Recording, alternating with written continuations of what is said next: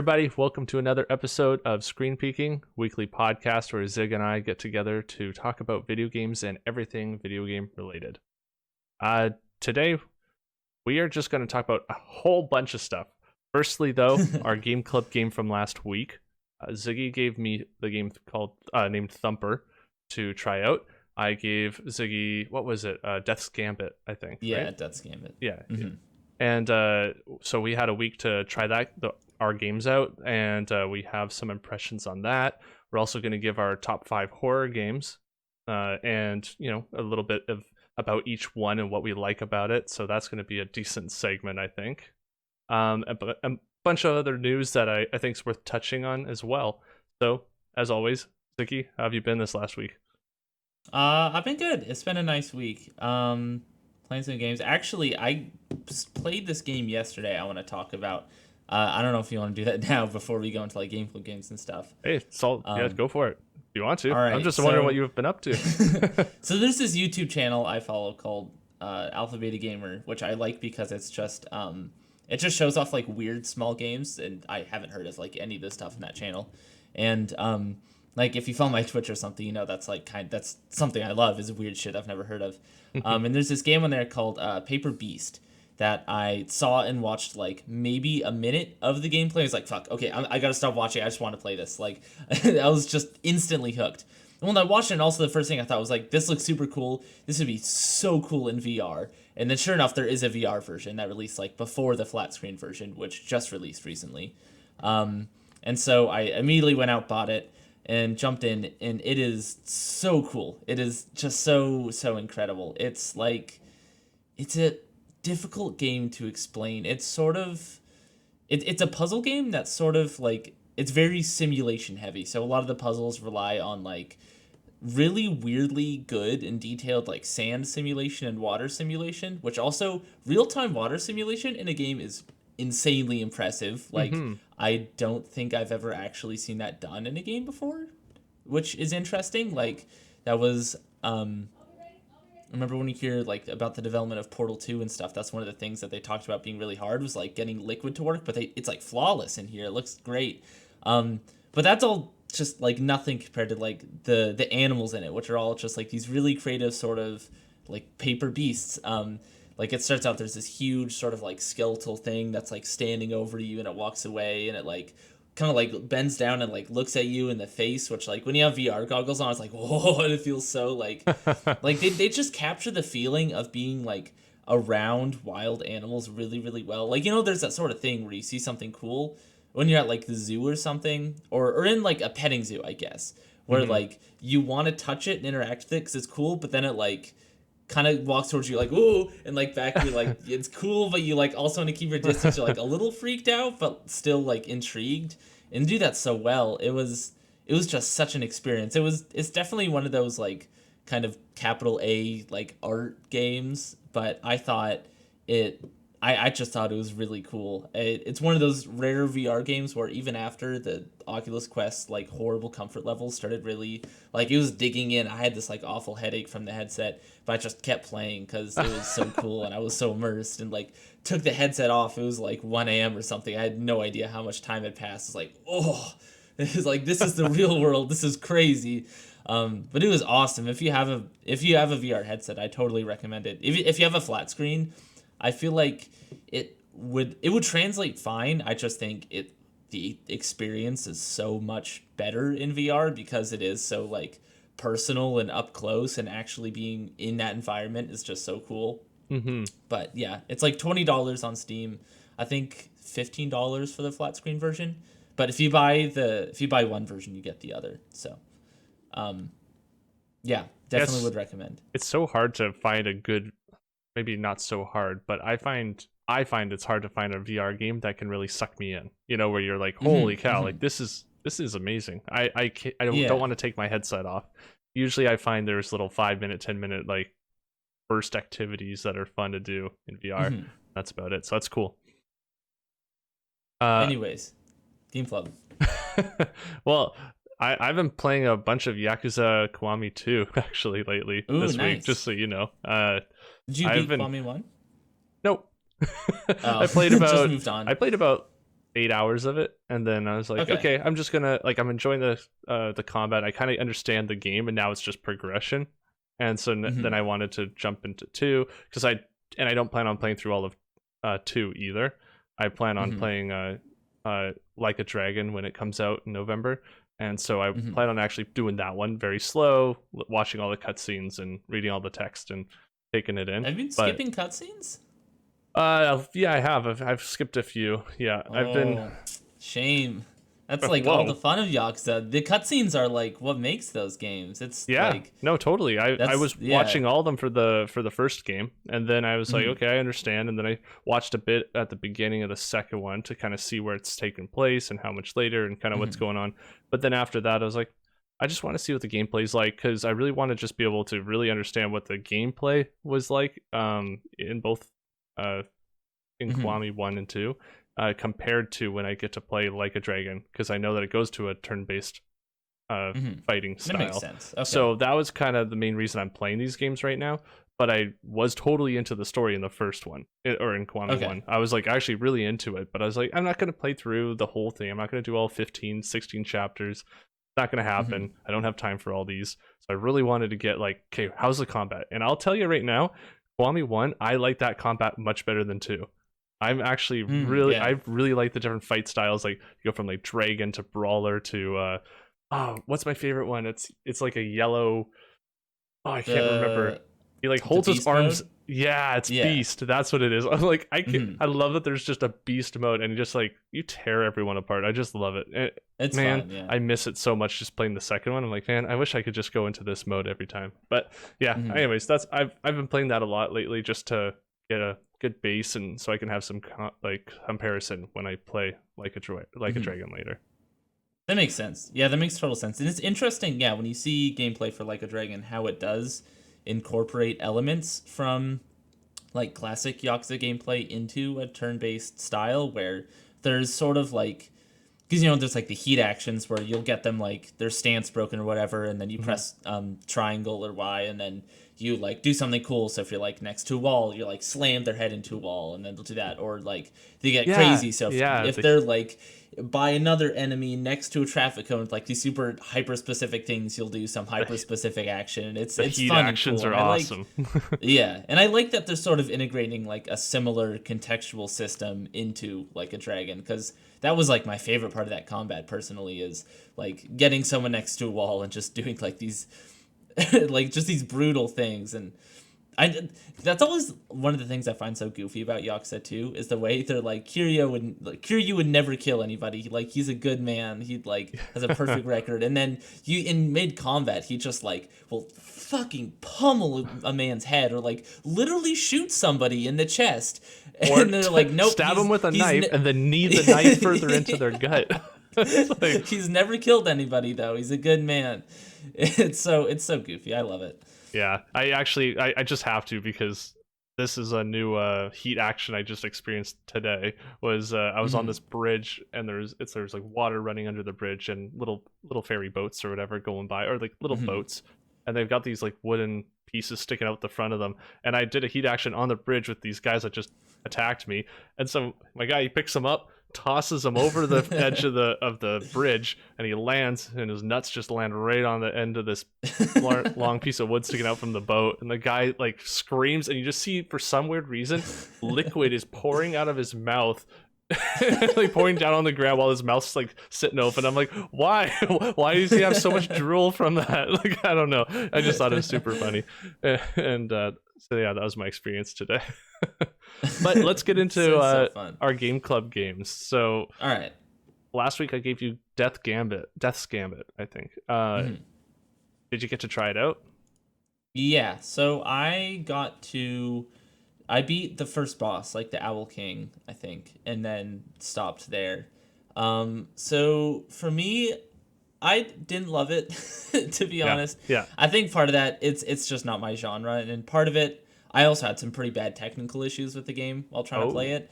The audio was super bugged for me. The audio was terrible, and I ended up restarting the game and it actually fixed it. But for a while, I thought that was just the game because it was basically it played the menu music the whole time. It didn't stop playing. Oh no. And it wasn't until eventually I realized that there's 3 music tracks layered on top of each other during the boss fight. I'm like, okay, something's fucked up. Like this can't be right.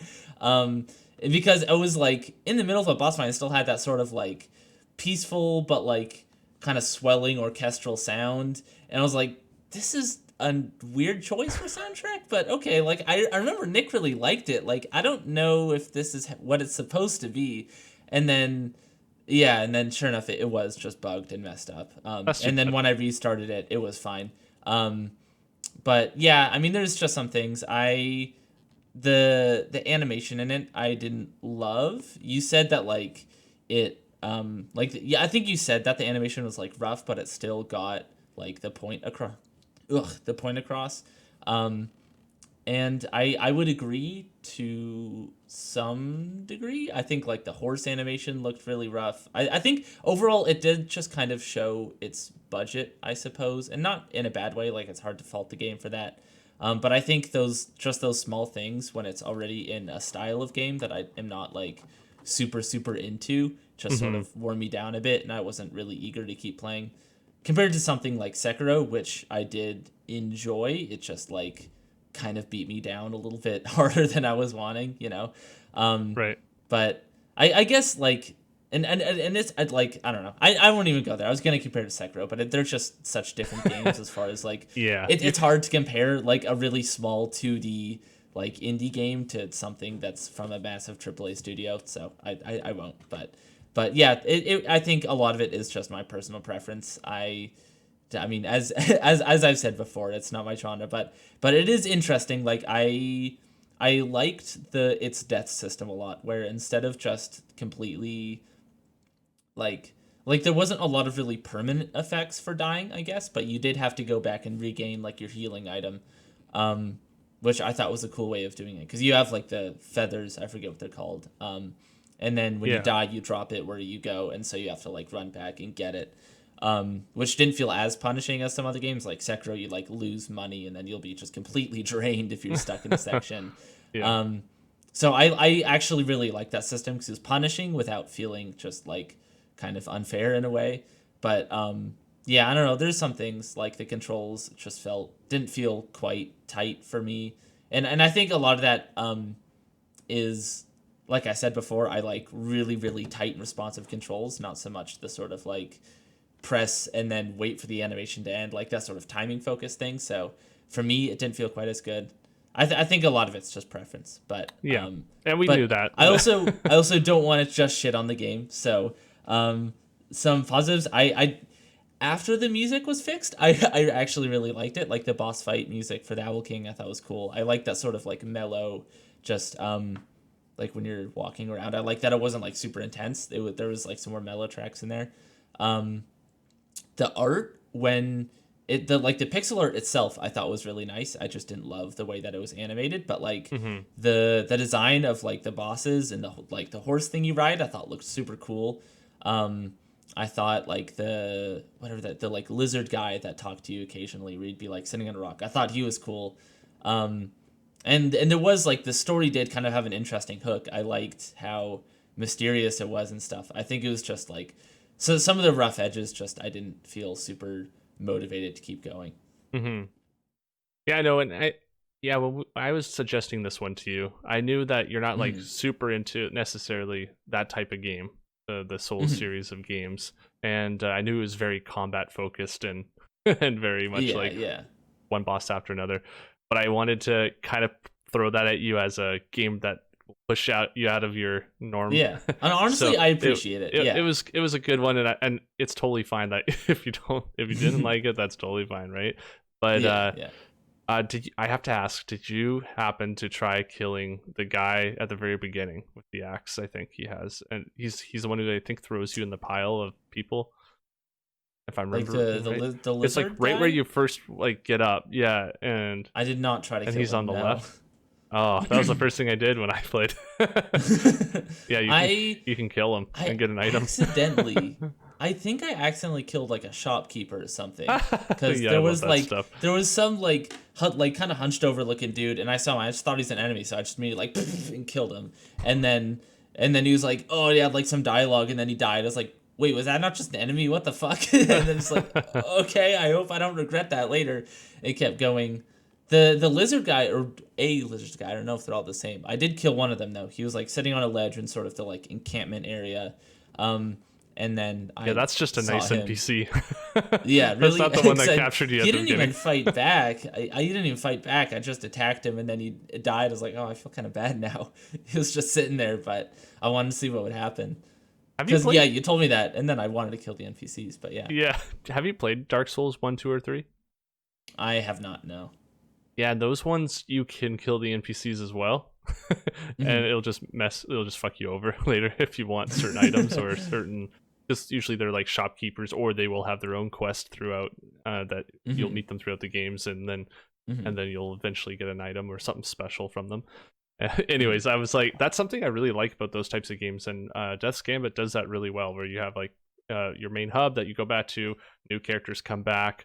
You're just progressing through a world that is all intertwined. You will eventually find your way back. You'll find shortcuts and ways to get to a further away area quicker. It's not always just on your horse, for example. And then it'll be like really, it's something that for me, it was a game that I picked up on Game Pass when I had nothing else to play and I knew nothing about it. And it was one of those games that just blows you away. And you're like, holy cow, how have I not heard about this? How is nobody talking about this?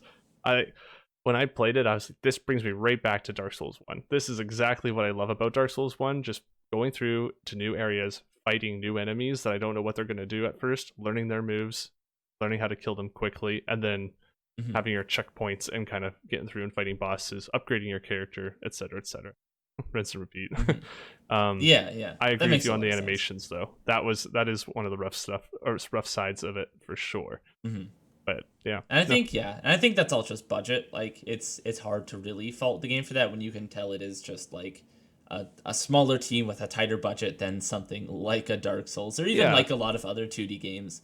But yeah, so that's not really something I fault the game for necessarily, especially since, like you said, the combat works. Like it doesn't feel as tight as something like Katana Zero, just because I mean that game is also like brilliantly animated, but it lacks some of that like style in its combat, I guess, just because I think the animations are a little bit more utilitarian, I think is the word I'm looking for. Like it does what it needs to do, it shows what it needs to without like a ton of flair, and I think that's fine. Like I said, that's just sort of like. Yeah, I feel like I said the same thing over and over like 16 times, but I feel like the combat's perfect. I feel like the core game is actually really solid. I feel like I know you keep comparing it to Katana Zero. I feel like it was just as responsive. It just wasn't what they're not looking for a millisecond swing, you know. So it's just different. It is that learning, like it's not the same game, so it's a different type of game where you hit the button and there is a period of time with that swing, right? And then you have to learn that for different weapons. So for me, I think what might have been messing me up, I chose I forget the name of the class, but it's the guy that uses like daggers essentially. Okay. And the daggers move fast. Like it's not like a broadsword where it's like for a swing. Yeah. Like the actual animation speed is very similar to something like Katana Zero, but the issue is it isn't as responsive because it's still timing focused. It's just that timing is really short.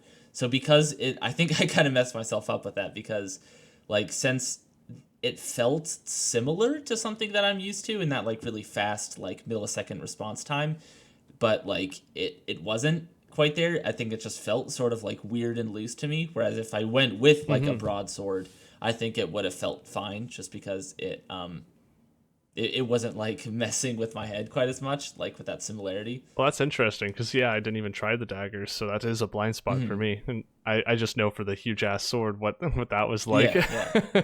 I could totally see that feeling better. Yeah. But yeah, do you have anything else to say about Death's Gambit? I think that's about it. Yeah. Cool. Well, for me, I had Thumper, and yeah, this week I think was about the same for both of us. Just didn't quite hit me in the places I wanted it to. The music is my biggest compliment I can give it. or like the music was great. I was getting into it. I was starting to like nod my head to the beats, and I was like, you know what, I can get into this.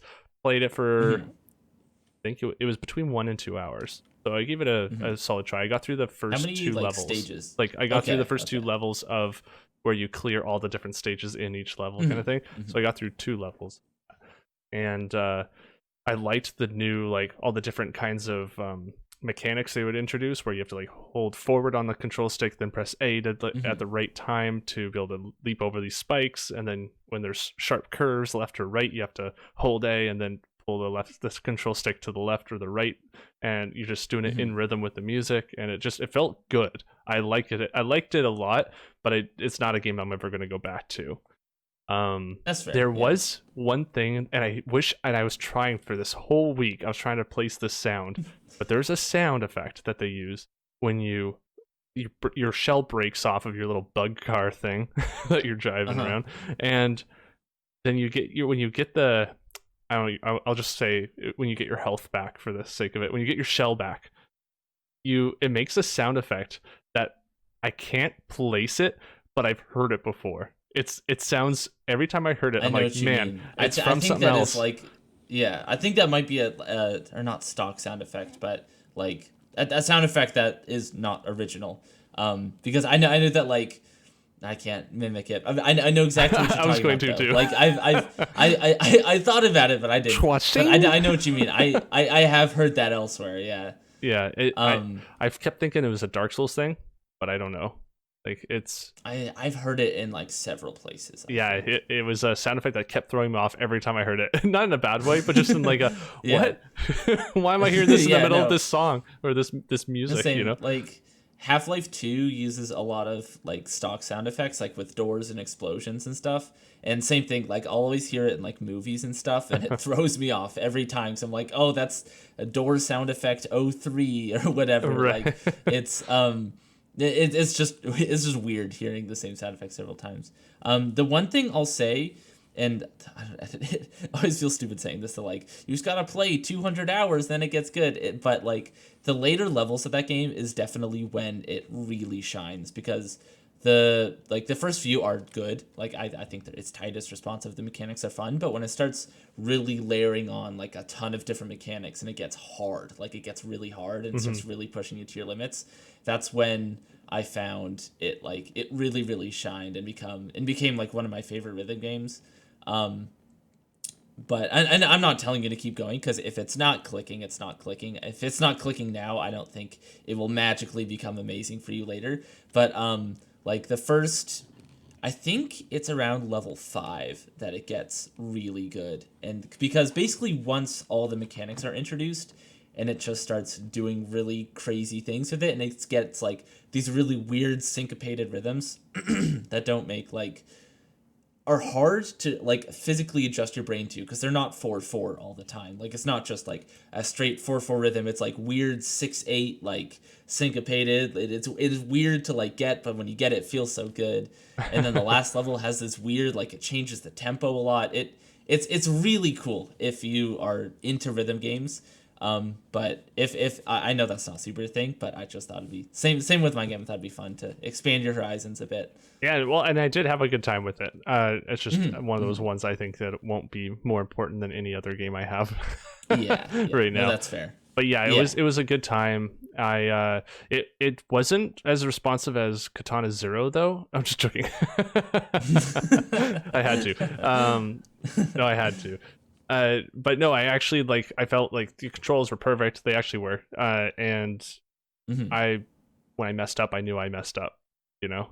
And I just liked trying to get used to it. I think it was fun that there's boss fights. I don't think it needed to have it, but I thought it was neat. It was like, there's it's considered a boss fight. I'm doing the same thing as I was doing before, but now every now and then you can take a breath and watch a little energy trickle go down the pathway up to the boss and hit him. yeah. So, that's our take on our game club games for this week. We want to jump right into what game we're doing next week. This coming week. Yeah. So we talked a little bit before the show started, and we've come to the conclusion we're going to play some Alan Wake, we've both played a bit. I've played less, I think, right? I've just played, in Mm-hmm. my opinion, I've only played the first couple hours of the game years and years ago, so it's almost a new game to me. I think Zig, how I much have also you played? played the first few hours. Yeah, Okay. but again, it was years and years ago. It's hard to remember. Yeah. Um, I barely remember this game. I remember liking it and Mm-hmm. not like getting super into it. Hence why I didn't finish it. But I also Same. think like that was years ago, and my taste has changed and expanded a lot since then. Like partly just because I've played more horror games and more horror games of that style. Mm-hmm. I think I don't know. I'm interested to go back and see. But yeah, it's same for me. It's pretty much a new game. Like I remember the basic premise and like one specific scene, but other than that, I got nothing. Yeah, like all I remember is you play as a guy, you shine flashlights on shadows, and Yeah. So I remember you that's like about shine it. the flashlights. Yeah. But I'm excited. I'm really looking forward to having a new game and coming together next week and talking about it. Hmm. Let's Um, get some horror games. Let's get spooky. yes, let's. Let me just pull mine up here for a second. Do you want to go first, actually, and talk about your number one? Because I think we'll alternate, right? We'll go. You'll give Yeah. your number I'll one. I'll I'll talk give about my mine. number 5. So Oh, lowest, like yeah. bottom of the list to top of the list. Yeah. This is why you're the smart one. So my number 5 is okay. So a couple ones on this list I feel like aren't strictly horror games, but either they're spooky or very scary.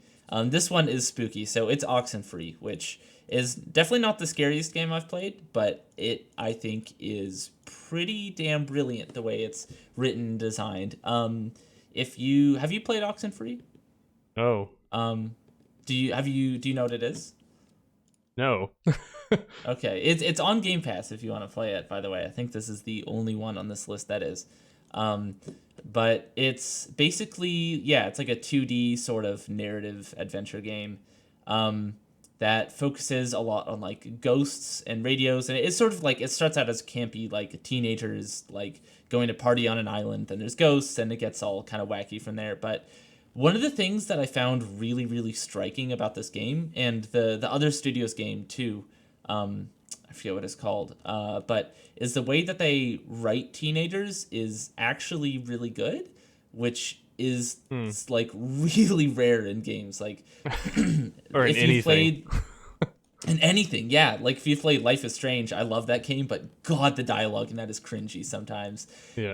But it was written in a way that just actually felt real and like genuine to like the era and the characters and stuff, and I just really love it. It's weird, definitely, but it's got some spooks. It's more spooky than scary, I guess. Right. Like it's got ghosts, it's got these cool like radio things. It definitely also isn't just like dialogue. I think the dialogue system's really neat. That's kind of like my favorite part, but it also has some really cool puzzles in it. And yeah, I would recommend it. I don't know how much more I have to say about it. Well, It's been a while since I played it. What makes this game your number one over anything else?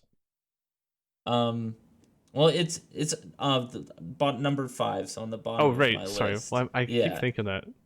Well, Nick, you're wrong. But it's above a lot of other horror games I've played, just because I feel like it actually had some meaning to it, rather than like some of my favorites, or not favorites, but just other horror games I've played. I think just focus. Like it's one of my main complaints on horror as a genre is a lot of the time it just focuses so hard on being scary that it forgets to like tell a compelling story and have interesting characters and have like an actual theme. And I think this game does a good job with all of that while still being spooky and scary and fun. Also, like its characters are genuinely likable. It's got some really cool moments, and I think all the games on this list kind of fall into that category, with the exception of maybe one, but of just like focusing less on straight horror than just like actually telling a really compelling narrative. Right. But yeah, what about you? Number 5.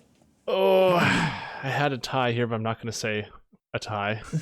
So I'm going to give my number 5 spot to The Forest. Ooh. That game, I actually played through and beat this year, and I bought it on early access years ago. and that game is scary and so much fun if you like games kind of like Minecraft or anything where you're building your own settlement or your own structures. You can basically put down a little, it looks like a hologram, right? Like a little ghost version, like see-through version of what you're going to build. And then you can grab materials like logs and sticks, and you can see them actually getting put into the structure that you're putting down and building, say, a wall, and then add another wall, some floor, build yourself a cabin. You're basically a guy who's crash landed from a plane on a desert island, and basically or it's like a big like forested island thing in the middle of nowhere, and your son gets taken away by some native who lives there, and there's just tons of these cannibals that are basically trying to murder you at night, and they will sometimes not even attack. It's scary, man. When it gets dark, that's the part that wigs me out when I watch that. Yeah, like the way they just sort of like I haven't played it, but I've definitely seen some. But the way that the enemies in that game, they don't like, they just seem intelligent. Like so what they'll do, they don't just like rush you and attack you. They just like look at you, and it's weird. Yeah, so then it'll get dark, and you're maybe like just chopping down some trees, trying to make yourself a little shelter because you're worried that maybe there will be cannibals that come, right, or something. You build yourself a little shelter, and as you're chopping down trees, you suddenly realize, oh wow, it's actually really dark. I gotta start heading back. And maybe as you're walking back through the woods with your logs, you see some light flickering across some trees, maybe in between trees, and you're going, what's that? And then you realize it's little flames on like a little stick structure tied to the back of a cannibal guy who's like this dude just standing there naked, just watching you from the trees and casting shadows that are all flickering and weird and creepy, and they're just standing there watching you. And then you go to run over to them because maybe you're feeling brave in the moment. You're like, okay, I'm going to take you on. Like, you're going to die. You start running at him. And then he turns and just books it. And then lights are gone. And you're going, okay, I'm back in the darkness. Where the heck am I? Then maybe you hear a scream. And this naked woman cannibal comes flying out from behind you and starts beating on you. And then the other ones come flying off to the side. And it's just scary. And then you're just running for your life, trying to get away. You jump in the water, get hypothermia. And then you're like, I don't know what I'm going to do. Like, these guys are just standing there on the shore waiting for me to come back. So it, like, that kind of stuff, if that explains the situation, it's a very scary game. And there's a whole underground system with caves that connect to the whole island. The caves are terrifying because you literally just have a little lighter. That's your only source of infinite light, but it only casts maybe a 2 feet radius around you. And then other than that, if you want to have a torch or anything else, it's either going to take batteries or have a limited source, and then it will burn out.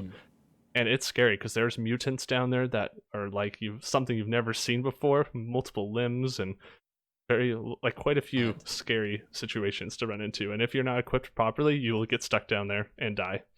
So yeah, it's a great game. Yeah, big what you're mystery. Talking about with like the way that the animals just like run away sometimes, I feel like that's the scariest shit in games, is when, or in anything really, when something you're scared of like runs away. Like when there's a spider on your wall and you try to get it, like, and it like runs into a pile of something, you're like, oh shit. Like that's always when I get freaked out, is like, not when it's there, but when I don't know where it is and it could crawl out at any moment. Like that is terrifying. 100%. That's super cool. Yeah, the just the fact that I feel like they've just done a lot of great things with that game. There is a sequel announced. Don't know anything about when it's coming out or anything else, but I'm very excited to play that because they do have co-op in it. I got a person at work to actually buy the game and play through co-op with me, and we played through the whole game and we beat it together. It's just a fun time. You're running around there. Oh no, there's someone over here. Hurry, set up the traps. And you maybe like build a spike trap on the ground that will spring up and like run like skewer the cannibal as they run over. And it's so great. I just loved it. I love that game. It's such a fun game. And there's a huge mystery to it. If you're into story, there's clues all over the island of like people who've been there before, what they're doing there, and the ending has you make a moral choice. There's 2 endings to the game. So that's cool. That's all I have to say. Yeah, that's been one of those games that's been like on my radar for a long time as something I want to try out, but just like haven't had the motivation to actually jump and do, you know? But you talking about that, I am more motivated to play it now. So who knows? Maybe I will. I'll play it with you if you ever want. That's not a bad idea, actually. Playing that in co-op sounds fun. Anyway, so number 4. Oh, 4. Damn it. This is going to be the whole time. I was debating whether or not I want to put this on the list. I've gotten flack for this opinion before. But my number 4 is Doki Doki Literature Club, which is a game that has a very specific reputation, especially with the people who like it, because it is like, or at least the way it appears is very like anime, romance, visual novel, and it sort of leans into that, but that's all sort of a backdrop for what I think is just really, really, really smartly written horror.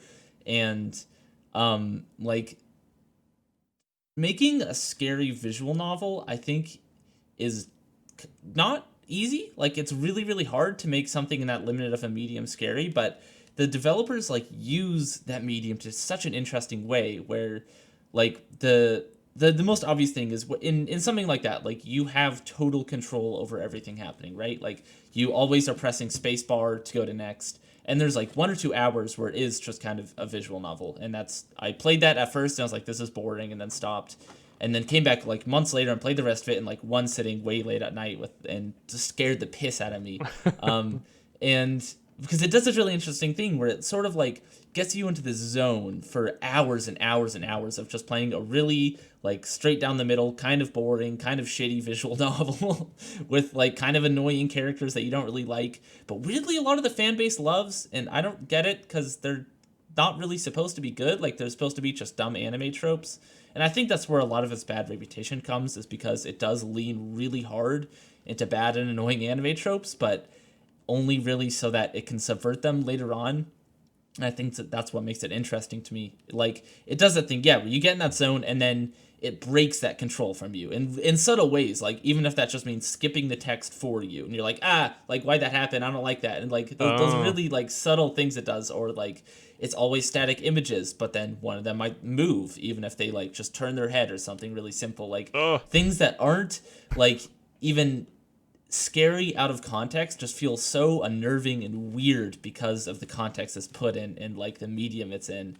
And then when things go totally off the rails, and like if you haven't played it, I won't spoil it, but I feel like most people either have played it or have had it spoiled. But like it does some really cool things with like meta narratives that involve like looking through the files on your computer to do stuff, like actually looking within the game files, and there's like lore in those game files and stuff. It's interesting. It does some really cool things, and you really using like it uses its medium in such a cool way to tell a story and an experience that couldn't be told outside of that medium. And it's also like one of the scariest games I've played, which I would never think that I would say about a visual novel, because it's just text and images. Like, it's hard, and not even very well written text and images. It's just like really, really well designed text and images, if that makes sense.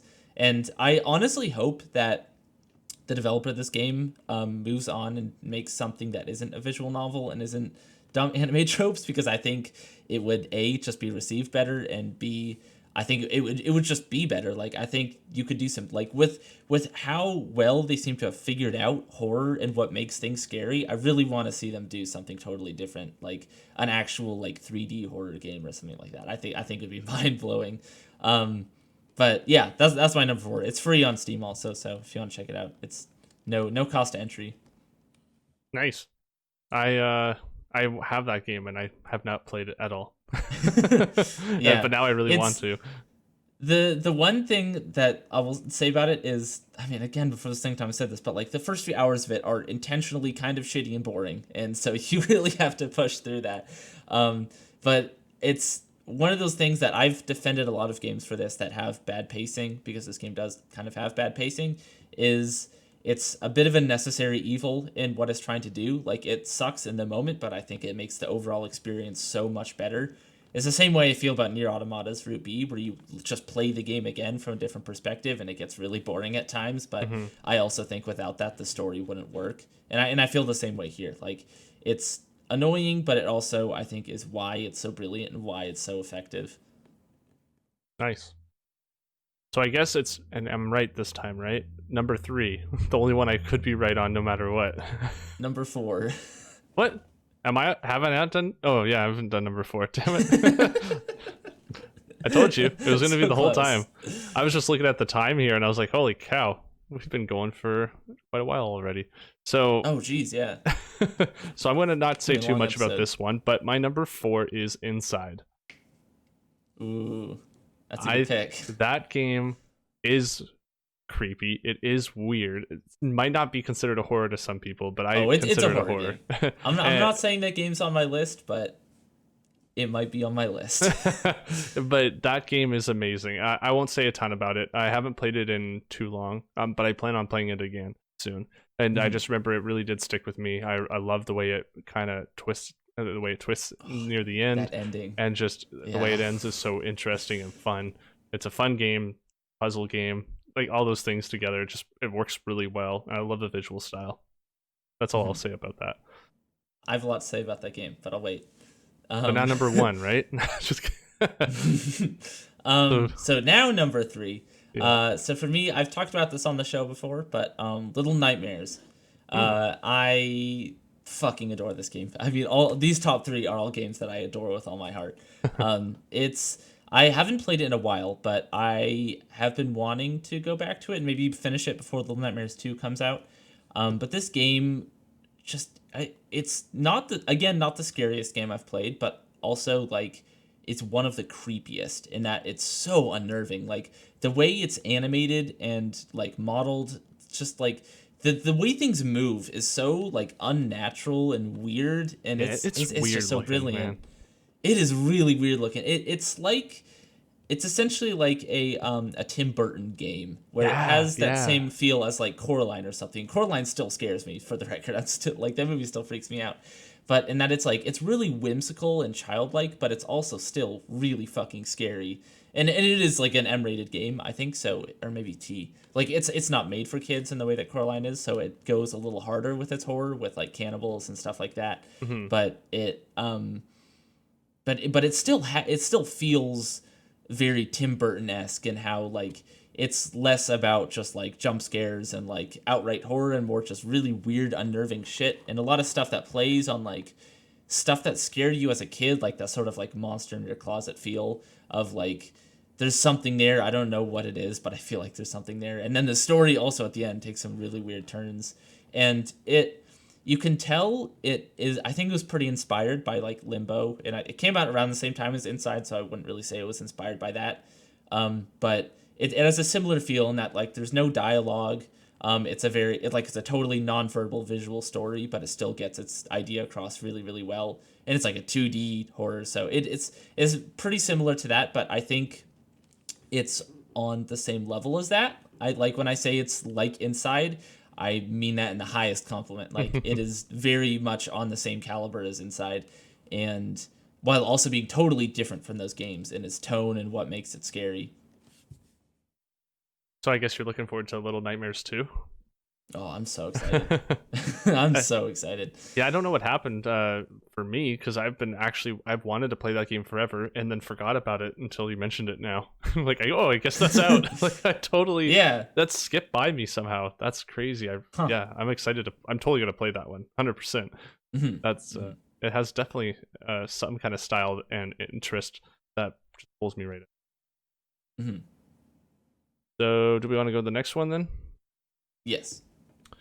Or I guess I need to do my number 3. Yeah. So Dead Space is my number 3. Dead Space 1, specifically. Okay. And for me, I have a lot of like, this is where nostalgia definitely starts coming in. But for me, Dead Space 1 was the second. I would say it's the second horror game I've ever played. The number 1 being my number 1 on my list, so I won't say. And if you've watched other episodes, you will know. But this game, I remember being at a friend's and just watching the trailer, and I think it came out in 2008, and I think I was about 15 or 16 or so, and just seeing this and kind of seeing limbs being chopped off with different lasers and the kind of gore and like scares that game has. It just messed me up. There were periods of time where I just couldn't play the game. I had to put it down, and then I'd be thinking about it constantly in bed as a kid. You're having dreams or nightmares about it, and you're like, okay, I gotta go back. I gotta get through that area, but how am I going to get past this thing that doesn't die? That's terrifying. This thing's chasing me. It can't die. That's like a little kid's nightmare or some kid's nightmare. Yeah. And I mean, I just remember just thinking, how am I ever going to beat this game? And then eventually did it. And this it's the game that scared me the most of any game I've ever played in my life. If you're somebody who's ever been interested in playing Dead Space, just play 1. And if you have never had anything spoiled, you will be pleasantly surprised if you like horror. That's all I'll say about that one. Awesome. Yeah, no, I think you were encouraging me to play it, and like as time goes on, same thing. I feel more and more motivated. It does seem incredible, and like the way, I don't know, like you're saying that sort of like what's the word I'm looking for? The way you like chop off their limbs is just such an interesting way of dealing with combat and making things scary, where it isn't just like that Resident Evil like aim for the head sort of thing. It's more tactical in that like cutting off their legs so they can't whatever. And yeah, it does seem like just a really, really interesting take on sort of a traditional style of like survival horror. Yeah, actually, I don't know why I'm being so dismissive of like talking about it. I'm going to talk a little bit more about it. This is Okay. This is a like top 3, Yeah, no, right? Like, top this is a three, game yeah, I we really can go off enjoy, on these. and I've just been holding back a bit on it. But when I think to the actual gameplay and how it has a chapter for each area in the game, a lot of them are actually visually themed differently, and it's actually kind of fun to go through this spaceship. You're Isaac, you're an engineer, you're there just to repair this ship because of a distress signal, and your whole squad gets wiped out. And you are, except for a couple people, and then you guys are just trying to survive and get away. And that whole game, just focusing on that, and the twists and the turns that happen. I don't want to spoil anything, even though it's old, it's still, they're important to the story, so why spoil that? But yeah, like you said, being able to chop off limbs and decide what you need to cut off in order to quickly kill this enemy is important. Like, there's the little baby ones, and I can't remember what they're called. I think they're lurkers, and they have 3 tentacles that come off of their back, and they throw spikes at you, and they can crawl on the walls or the ceiling. And sure, you can cut off their little baby arms and legs, but it doesn't do anything really. Like, they'll still lay on the ground and throw these spikes at you. So if you cut off the spikes, then that's going to kill them faster, or that'll at least help you get closer without getting impaled. Or if you have the regular slasher ones that have the big blades out of their hands, you cut off that head, they're just going to come running at you, swinging wildly. They don't care. They don't know where you are, but they're going to swing anyway. So just cutting off their head doesn't do that, or doesn't do enough. And I think that's, like you said, that's really, really cool. It's so important. And the fact that all your weapons are all different kinds of tools that they use for mining in space in that period of time, like having these like, mineral cutters and energy beams and things like that. Like, the force gun that just does this little blast of energy, like just does a little force push into enemies, is my favorite gun in the game. And even though I'm not talking about Dead Space 2. In Dead Space 2, that thing just tears limbs and pieces apart. It's very entertaining if you like seeing that happen. But yeah, the fact that a game gets really hard and the story is very interesting is the other part that pulled me in. I felt like it ends good for a horror game. Like, it's fine. It's not like groundbreaking in any way, but it's good. I wanted to keep playing and get to the end and see what happens. And there is a little Easter egg kind of thing if you look at the names of each of the chapters as you're going through. So that's a cool thing too. That is all I'll say about the game. Awesome. Yeah, no, it's a cool game. And then one thing I like too is having never played it, one thing I just thought was interesting is the way that like so much of the HUD is not actually HUD, but just like sort of diegetic stuff in the game, like the way your health bar is like on Isaac's back and stuff like that. I just think is super neat. Yeah, your ammo, your stasis, all that. Yeah, right on your suit. Even actually your item menu, when you pull up your items, it's just a little hologram that projects from your chest. This little unit in your chest under your chin. That's cool. And so you can still see it like project up in front of Isaac's face, and when you're looking around at items, he'll move his head around looking at them. Yeah. Pretty cool. So my number 2 is also not strictly a horror game, but it's Half-Life Alyx, and specifically one level from Half-Life Alyx.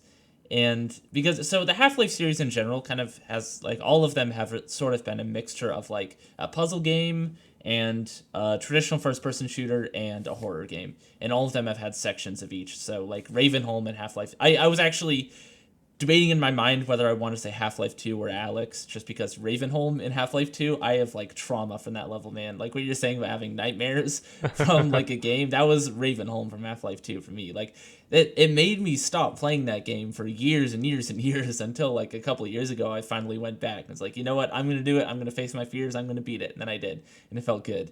But Half-Life Alex, if I also debated whether or not I want to talk about this, but I think I do. I think it's been long enough that I can talk about a gameplay mechanic from a level, because it is probably my favorite level in a game is chapter 12, I want to say. I forget. But the chapter you. Jeff. The chapter Jeff from Half-Life Alyx, where basically what it is you are in a vodka distillery and you're trapped in there with this zombie that is like super beyond mutated. It can like just fucking rip your limbs off, and like it Cool. one shots you basically. But it's completely blind, so it can't see you, but it can hear you really, really well. And so it's a cool setup, but the way they deal with it is so brilliant.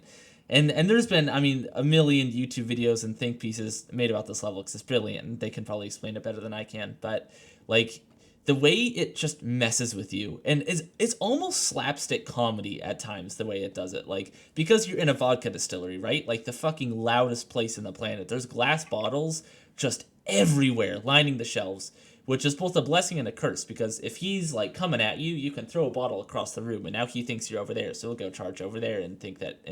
And like the way puzzle solving out that, like there's this one room where there's this really loud crank that you have to do, so obviously if you just turn the crank, like he's gonna come for you and kill you. So and at first you're doing that and trying to like throw bottles across the room to distract him and then do it fast and like get this door open, but it doesn't work. And then you realize that there's like this walk-in refrigerator, and with like this big heavy door and heavy lock, you're like, ooh, I got an idea. So you throw a bottle in there and like you lock him in, and he's like fucking pounding on the door. He's angry and he's trying to get you, and like so much triumph. You're like, oh, I got you. You can't get me. And then you're doing these puzzles. You're like, following the wires and like the main puzzle mechanic. And then you realize, oh shit, I have to open this door to complete this puzzle and move on. And so you're staring at them, and he's still like banging on the door, and you're like, oh no, like I have to open this latch. And it's in VR too, so it feels so much more personal and scary. And like you hate this guy already. He's terrifying, and you're just like sweating because you have to open it and let him out. And you do, and he's freaked out. And then and the way it messes with you, like you'll be going, like same thing with a wire puzzle, and then like there's this one switch where you flip it, and then it just makes this like fire alarm go off right above you. And so obviously he just fucking charges at you and then kills you. And next thing, and it's just like, again, slapstick comedy. You open up a thing and like a bottle falls out, you're like, oh, catch it at the last second. It's just heart pounding. It's so like genuinely fun at times, and just brilliant and terrifying. Like he also like lets out these spores that makes it'll make Alex cough, and so you have to like physically put your hand over your mouth to like block yourself from breathing them in. So you'll like be like trapped in a room with him, say like there's a scene where you're in an elevator and he's in there with you, and so you just are like stuck there with your hand over your mouth, just like trying to like holding your breath, and he's in there, he's like a head crabs comes in and he just like fucking slams it against the wall and like vomits his acid spit on it or whatever. You're like, oh, like just freaking out, and then like the lights go off and they're like flickering and you're stuck in there with him, and it's terrifying, but I love it. It's like definitely my favorite gameplay part of that game. It's so brilliant. Yeah, VR is just crazy when it comes to scary situations. Oh god, it's good. brutal. Yeah. What about you? Oh crap, my phone went to sleep. One sec. My number 2 is The Last of Us Part 2. Oh, I almost put that on here. And I did think about whether I wanted to put not the first part or the second part on there.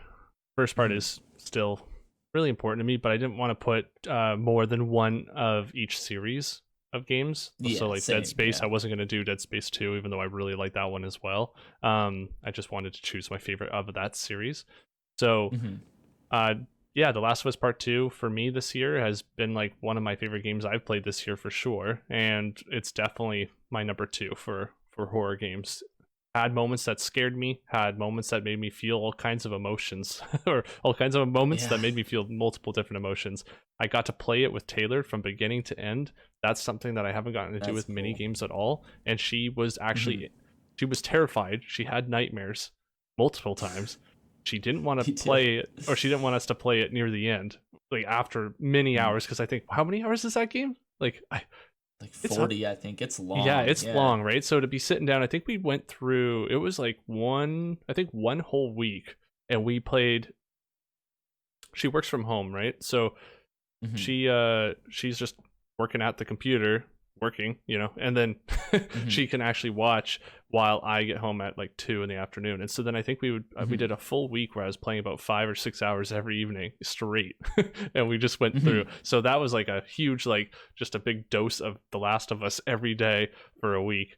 And we eventually we got through it, and it was just such a cool experience to just get through the end. And those, it's too soon to spoil anything, but those moments near the end that just make you go, I don't want to be doing this. I don't want to be pressing these buttons necessarily, or you do, right? But the fact that you're thinking about it and putting these situations. Final moment, I died like 3 or 4 times in that final moment, literally just because I didn't want to do it. Like it wasn't even that I was intentionally dying. I just didn't want to press the buttons. I was it just had me in such a grip. I didn't physically want to move forward, and I was okay with my character dying at that point, so I just felt so disturbed by what was happening. Yeah, so same as you, I let myself die once though, and then I tried for the rest. But as things are happening and progressing, and I'm doing what I'm supposed to do in this at the end of this game, Taylor's on the other side. She's totally opposite of me. I'm going like, oh, I don't want to be doing this. She's like, no, do it, do it. she's like,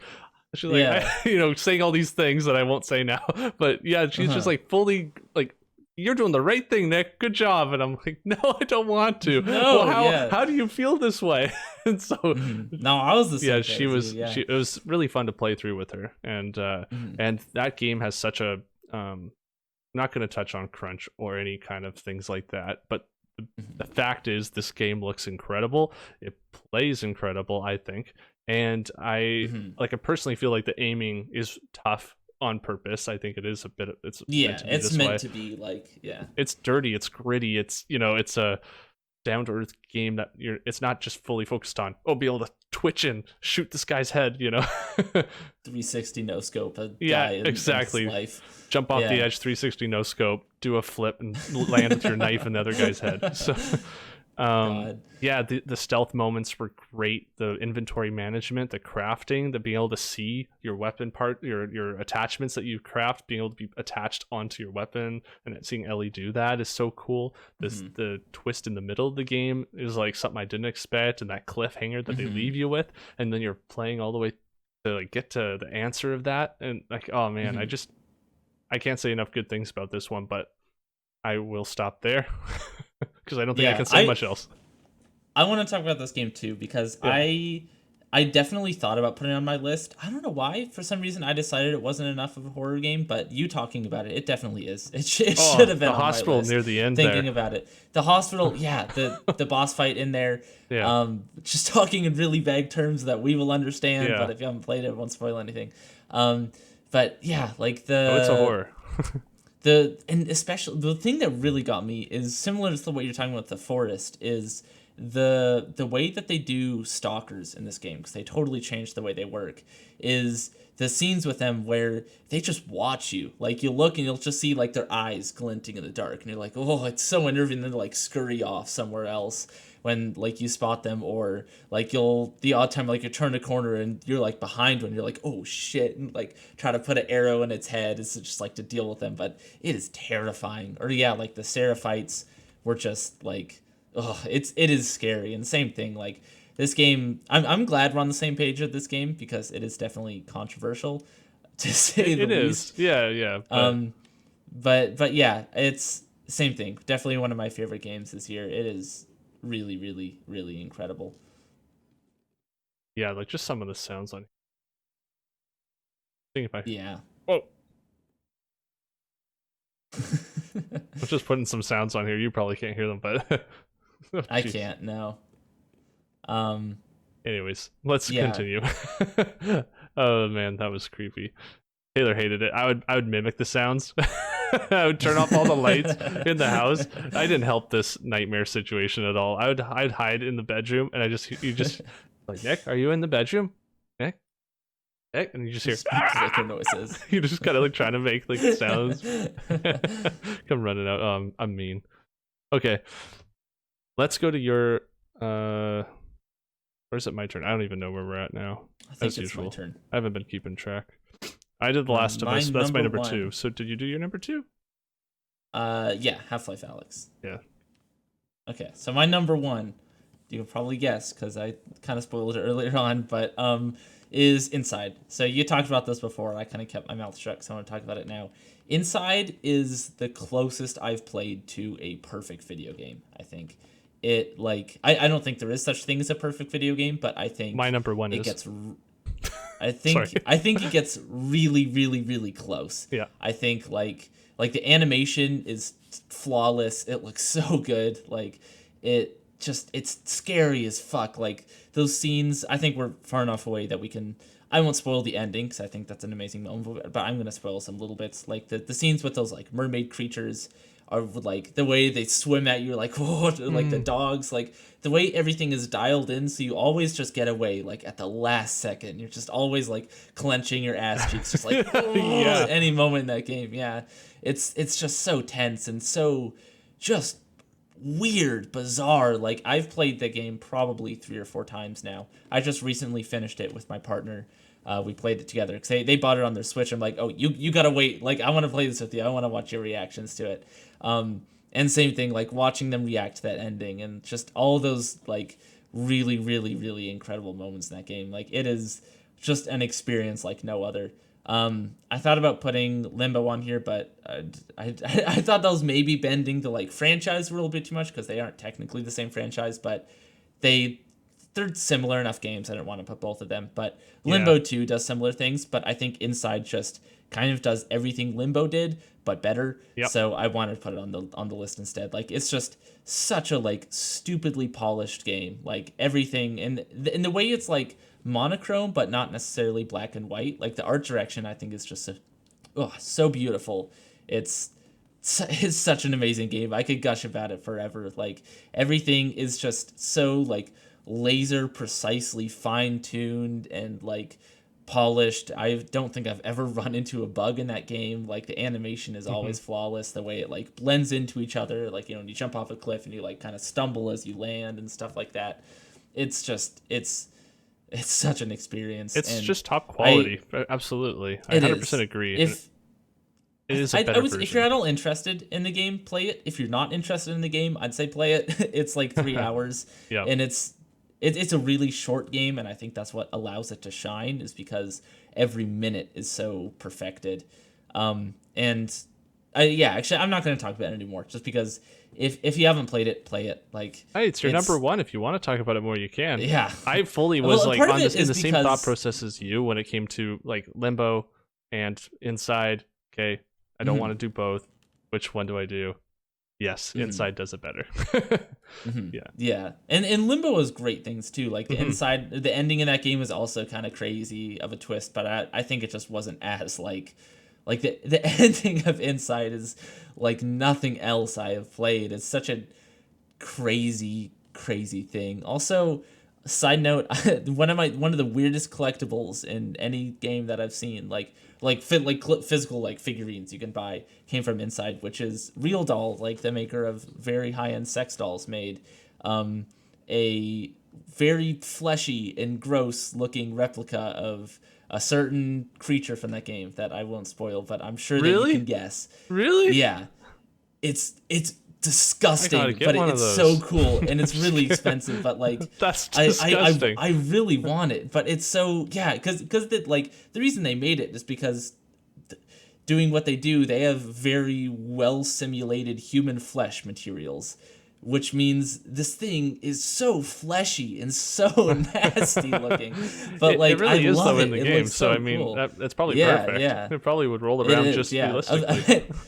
Of any company to make it, they're really the most qualified. But yeah. Anyways, I just want to touch on that because I thought it was weird and funny. But Yeah, no, definitely my number one. That was like the only one on this list that I didn't really have trouble thinking. Like, I mean, separating like the top four, I feel like all kind of should have been number two maybe, because Inside was for me like when I was thinking this list, Inside was boom like number one. That was an easy one for me to think about. It just also actually I should touch on this too. I don't know, I almost forgot to say this. Inside definitely has personal meaning to me, given that there was, I think, an entire year that I spent solving the ARG that was in this game with like a ton of other people online. If you look, like my Discord name was in the credits on something that they posted of like when we finally solved it. What? And that was just such an amazing community experience too. Like the community for this game is so cool. Just spending so long like looking. I remember this one picture of like an acorn that we decoded and just looking at that like, what the fuck does this mean? Like the acorn with the number 41.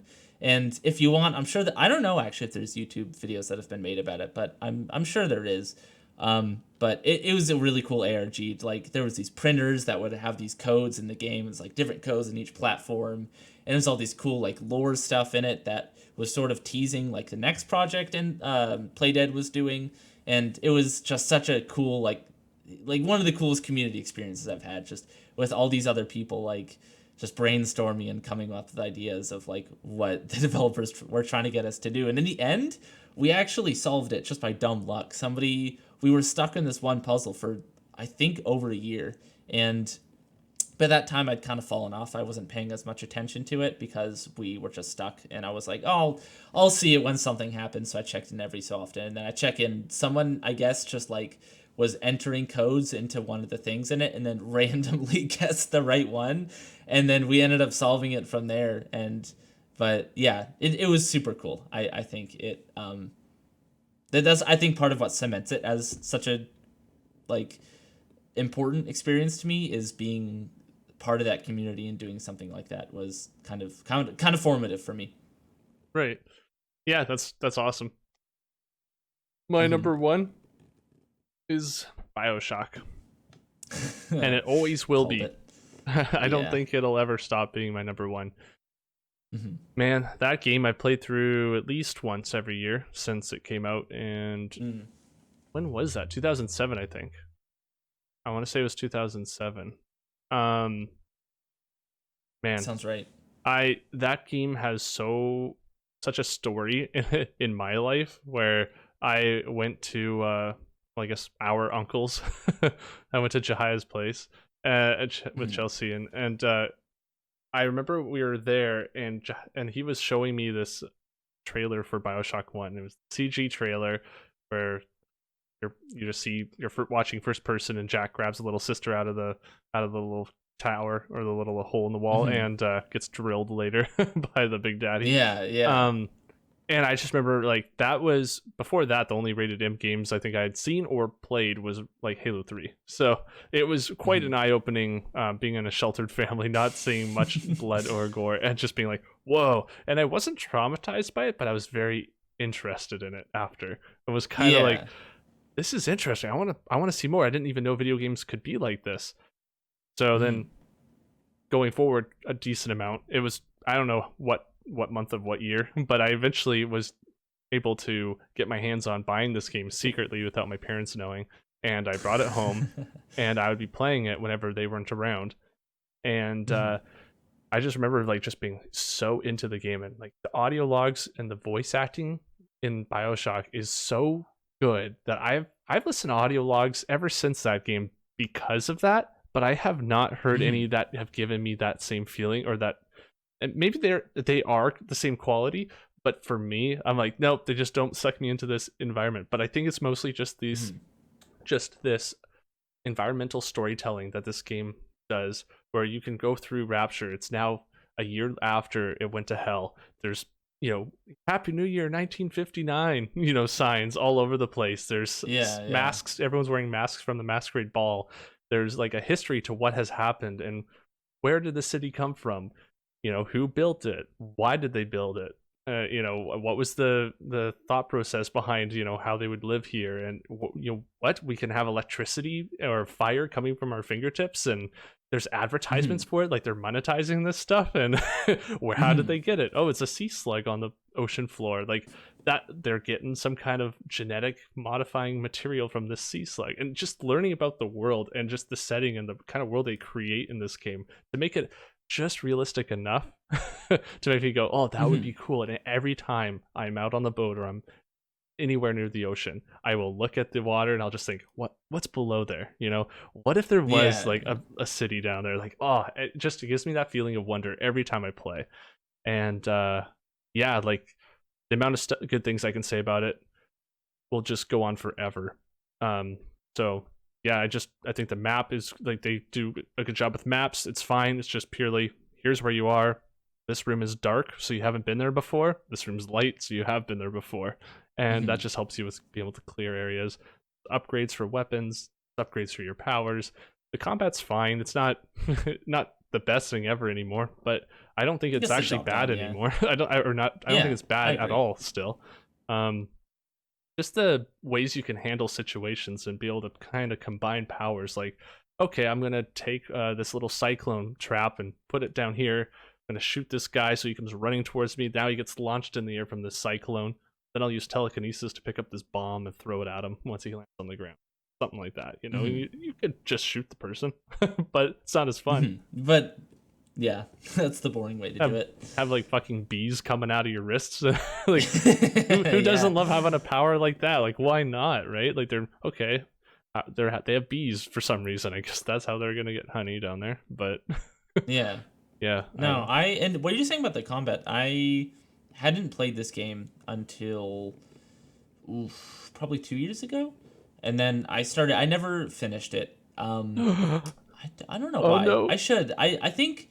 Oh, you know what it was? I was playing on Game Pass and it got taken off, and I don't think I had the money to buy it at that point.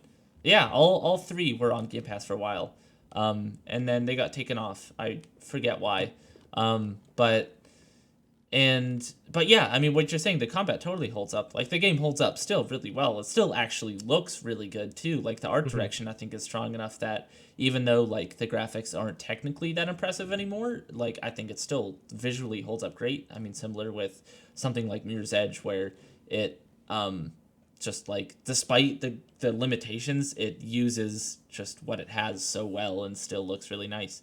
I'm curious, what do you think of BioShock 2 and Infinite? So BioShock 2, I love Rapture as a underwater city location. So BioShock 2 has that. I love that part of it. The story itself, I can get behind it. It's fine. The story in 1, I don't know if you've had it spoiled, but it is one of my favorite stories in a video game. Yeah. And really, if you've had it spoiled, I don't even know if it's worth playing through to the end. Really. Like, I do think that's the biggest draw for finishing the game or getting to the end of the game. It's just having that experience of all these things being revealed, and then the kind of the culmination of the game finishing in the next hour and a half or so after that. Yeah. After the biggest twist in there. But yeah, I'd say 2 is good. I like 2 more than Infinite, but Infinite plays better than any of them in terms of just combat and be able to go between abilities and shooting and stuff. I think it plays better. And I think the grappling onto the different rails and zipping around in Infinite is really nice. It actually feels good and it's kind of fun.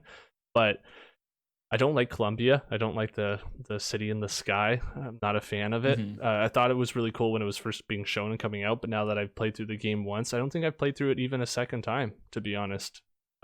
Maybe doing that would actually give me a different opinion, but I've played through the others more than once. If you haven't had it spoiled, I will say, play Minerva's Den. That's the DLC in BioShock 2. I have not. It is a maybe 6. It's like maybe a 6-hour DLC. Like, nice, digestible content that has a story comparable to BioShock 1. Huh. So I should check that out, because it's made by Fulbright, right? Like the people who made Gone Home and I don't remember. Tacoma. I think it is. I might be confusing them with another studio. I think like they worked for 2K at the time, and then after that they sort of like broke off, and the developers of that DLC made their own studio and started making very cool narrative games. But yeah, cool. I actually have an interest in that DLC, and I haven't had it spoiled for me at all. So you saying that, I actually might check that out. Yeah. I definitely recommend it then, because yeah, it's How the much is the quality of the collection? first game's story, but in a more smaller, compact Yeah, package. yeah. They even have like new Um, powers and stuff. It's totally split off from the Bioshock 2 story, which is nice, and it's just kind of cool that's how they cool. do Yeah. it. What are you saying about Columbia too? Because I've started both uh both Bioshock One. I started Bioshock One, didn't finish it, and then for I think in another context, I started Bioshock Infinite and also didn't finish it. And for me, I actually like both the settings probably equally. I think Columbia, just in that sort of weird like culty like religious setting, I thought was like weird, but kind of cool the way they did it, and like the Hmm. way Hmm. it like the sort of like very like racist undertones of it all, and Yeah, like the way they built that I thought was cool. Like the horrors of what's happening with like that nice sort of like barbershop quartet that in the beginning that I remember listening to for a weirdly long amount of time. Um, but yeah, I didn't have quite the same version of that world, but I agree. Bioshock One just hooks you better. I think like that just going down and seeing like the city and having like the creatures swim the past you and welcome stuff. message and It's such a yeah, it's such a hook. yeah, guys, Columbia is still great. It's still fine. It's like it's just not. Hmm. I don't like it as much as the Underwater Yeah. City. I also just for Infinite, I liked the for Bioshock 1 and 2. I mean, I liked the horror theme more. Like I liked that it was Hmm. a little creepy. It wasn't too scary Hmm. though, to where like there were a few jump scares and stuff, but it wasn't anything back then at least, and like even now it's not something that makes me go, oh, I don't want to do it, I'm too scared. It's Hmm. just enough to make me go like, oh damn, like this is gonna be freaky, or this is a creepy Yeah, environment. yeah. What happened? Why does that corpse have scissors stabbed in their eyes? It's Yeah, enough yeah. like to put you on edge, but not like actually scare you. um Hmm. and yeah, I think that's done so well. The spawning in the first game is actually really good for enemies, because they'll just Hmm. happen to appear and be walking down a corridor. You leave a room, come back in, maybe they're not there. Like it's actually dynamic in that way, so you're not just walking through going, oh, they're in this spot every single time. There are some of those, Hmm. but it's generally like for the reappearing enemies, it's going to be dynamic and all over the place. So that gives me that kind of fear too of exploring through a city. Like, oh, I got to go back through these rooms. You can't just go running through because you've killed everybody already. There's going to be more people again. Where are they going to be? And what are they going to have Yeah, yeah. to fight you with? So yeah, that's my number one. Awesome. I think we're pretty way over time, but Yeah, honestly, we are. at this point, it doesn't matter. Let's hit up some of these cool stories because I don't want to talk about a couple of these. Well, what do you want to talk about? Do you want to talk about the Apex Legends Season 7 coming out soon? Because you said you saw some information on Yeah, that. for sure. First, though, I want to talk about Cyberpunk getting delayed because Wait, I what's think that Cyberpunk? that's insane. Yeah, it's this little indie game. You might not have heard of it. It's called Cyberpunk 2077. Um, yeah, Yeah. this is so crazy. You messaged me this morning. It's like, what? Like, there's no way. And sure enough, despite all their promises that that was their final release date and it would never get delayed again. I remember there's all these screenshots going around. Like, one Mm-hmm. person tweeted at them a while ago, was like, all right, before I take this day off work, like, can you guys absolutely Yeah, promise that yeah. it's not going to get delayed? And then it got Poor delayed. sucker. Um, yeah. um, but yeah, I mean, it it's frustrating a little bit to me because I usually when games get delayed, I have that sense of like, yeah, great, like no pressure, take the time you need. But the Mm-hmm. issue is, right after this got delayed, Jason Schreier had been talking about on Twitter about how there's people there working 100-hour weeks and like becoming physically ill from that studio, and it's I don't know, like it's this sense of like it's good that it got delayed because it'll come out more polished, but also like if I was in that situation and I was just under these brutal working conditions, like 100-hour weeks, and saying, "Nope, sorry, you got another month of doing this," like I would be so broken from that. Like it's it's hard. It's really hard. The development of this game just seems so brutal, Mm-hmm. and it's like it's I don't want to make too much of a comment on it because I'm not in it and no one really knows for certain what's happening.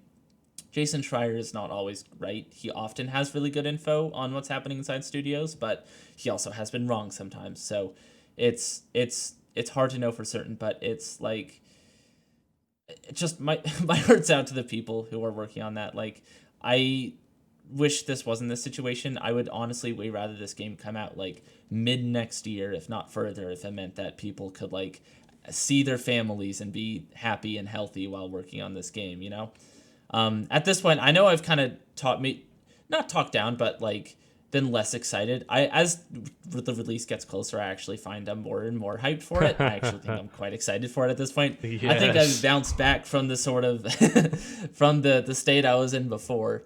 But yeah, I like, to be honest, I'd happily wait much longer than this one extra month if it meant people like working just regular full time on it than this. But yeah, I mean, I'm sure it's good.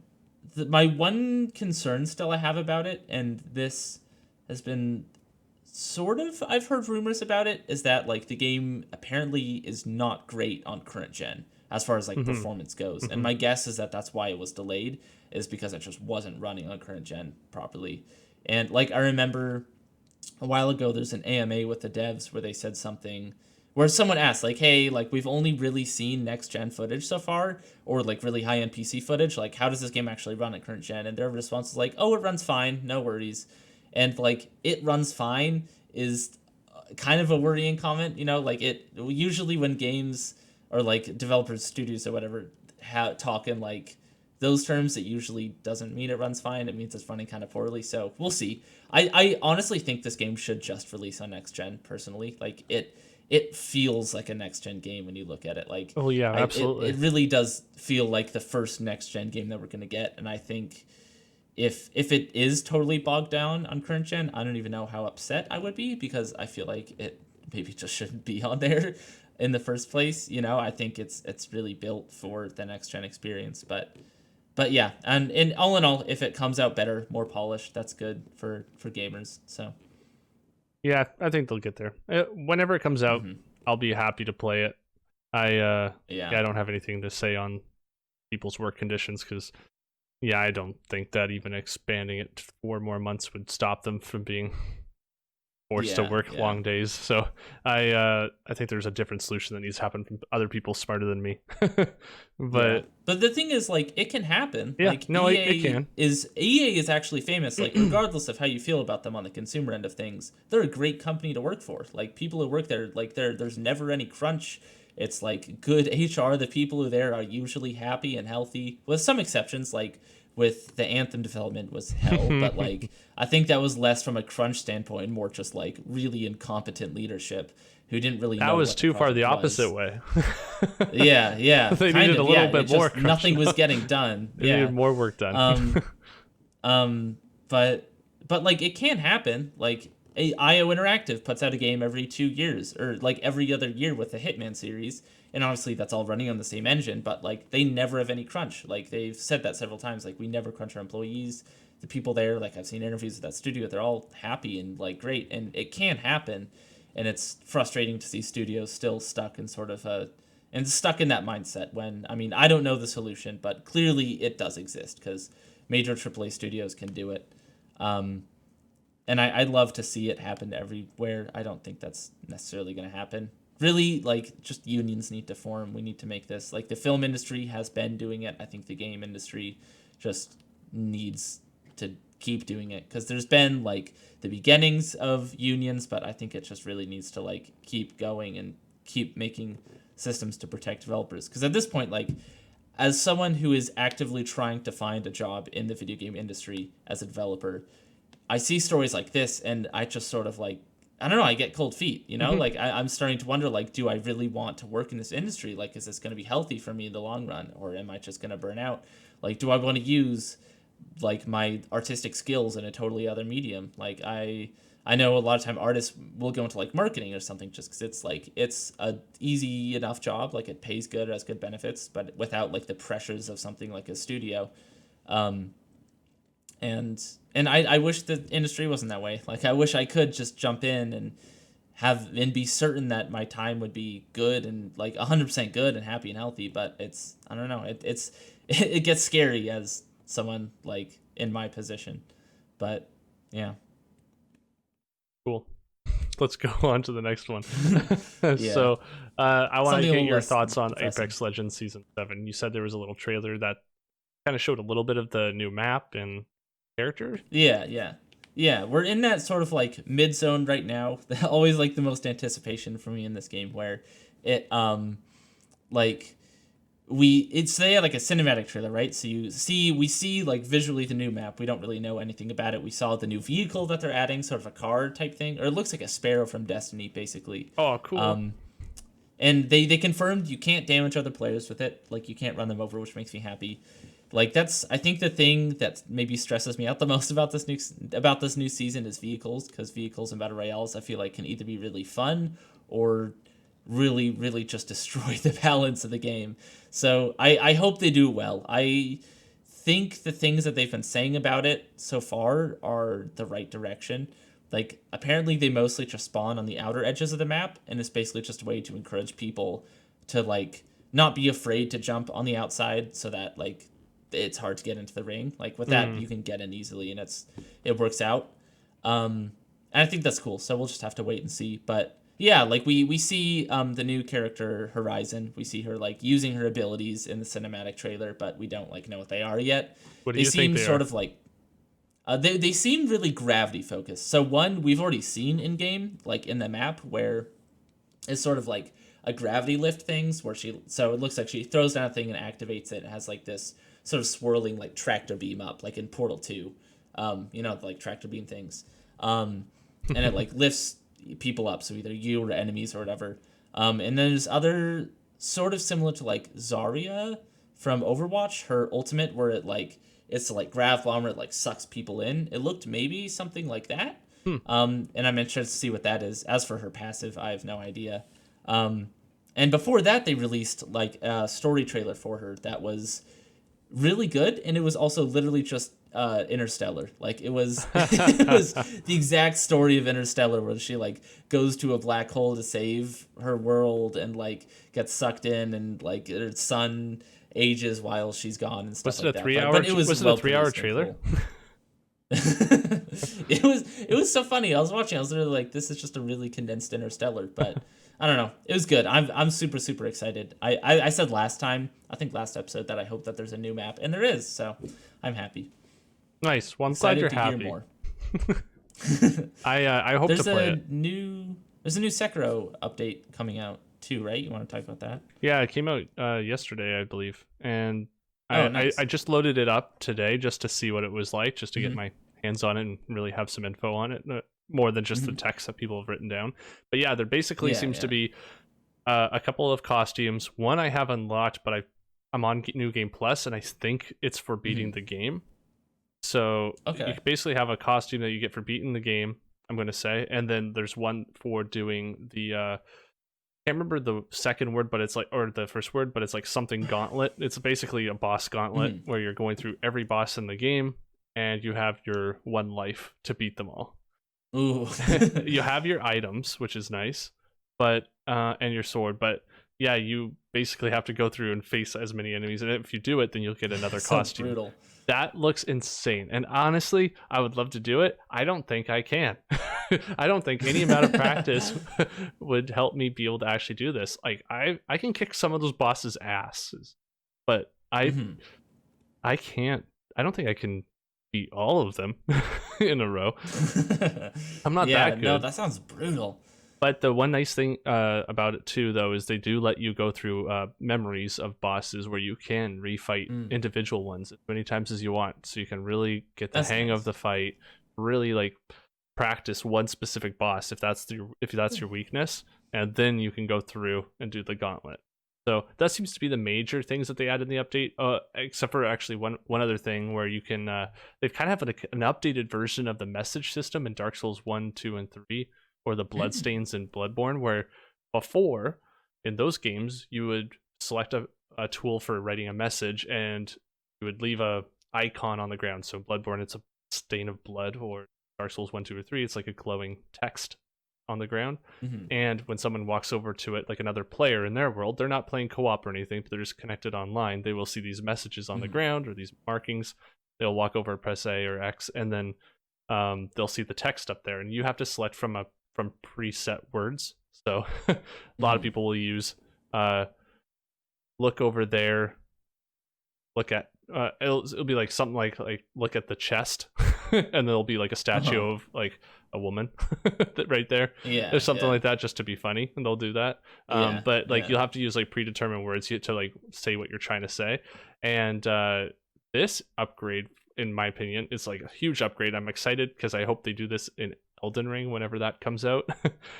You basically you select the item, it'll plant a marker down, and it'll start a recording, and it'll show a little bar in the top of your screen that's slowly depleting, indicating how much time you have till the recording is over. And you can stop it early if you want, but then you just play the game, and it'll record what your character's doing. And then when someone watches it, they'll see a ghost of your character doing all the actions you did. So you can show someone how to get past a little secret. Oh, if you jumped around over here, there's this thing, and they can see it. Or you could show them how to clear a couple of enemies efficiently, or something like that. So that was really cool. Although the first 5 I selected were all from the same person, it turned out, and all they were doing was teabagging the ground.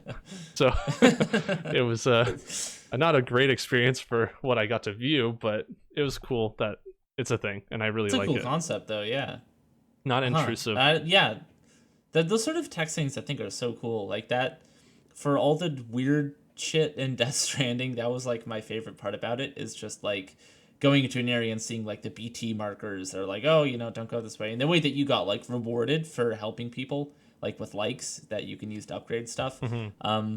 Like the way where if you put down like cool things to help people or cool signs and stuff like that, like you actually actively got rewarded, so it incentivizes players to like do more than just teabag the ground, But yeah, I hope more games start doing that stuff personally. Like, I think it's a really, really cool system of, like, those sort of, like, when you're not co-op, but, like, online player interaction just through the game. I think it's super, super neat, yeah.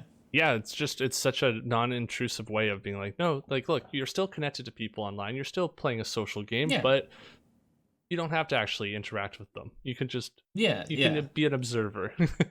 So I think it's really nice.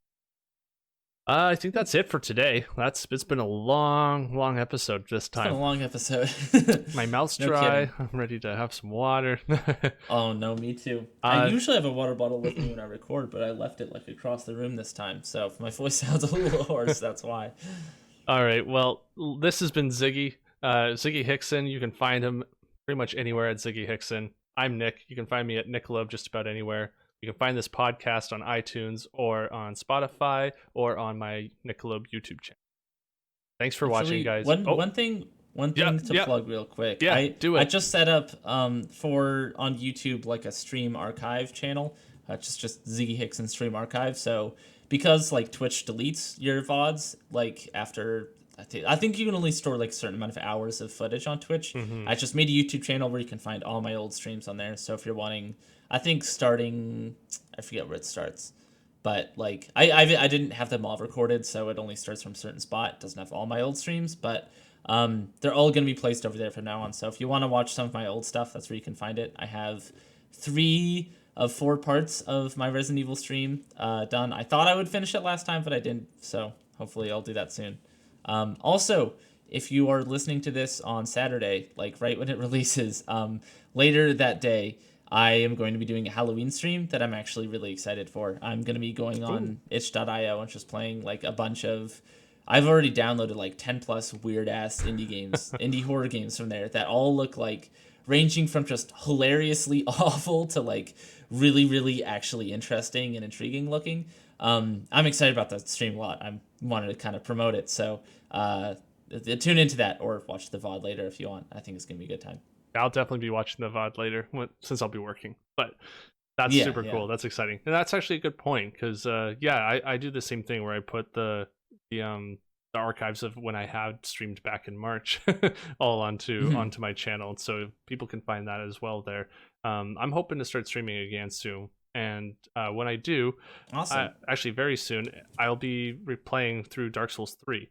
Gonna be playing it with randomizer mod, so all the items are randomized from like a 1600 item pool, and it'll auto equip. So from armor to rings to weapons, auto equips those things. Maybe I'm not even able to use it. It's gonna suck. It's gonna be difficult, but it's gonna be That's like great chaos. time at the same time. And Yeah. I'm also gonna have use what I see. So if I see an item on the ground, I need to go pick it up, even if I feel like I have a great build going at the time. I'm gonna have to pick it up, and if it swaps out my weapon, bad. I gotta just play with it. So I think that'll be a good time. But yeah, so with all that being said, thanks for watching or listening, everyone. Have a great day. See you later. See you next time.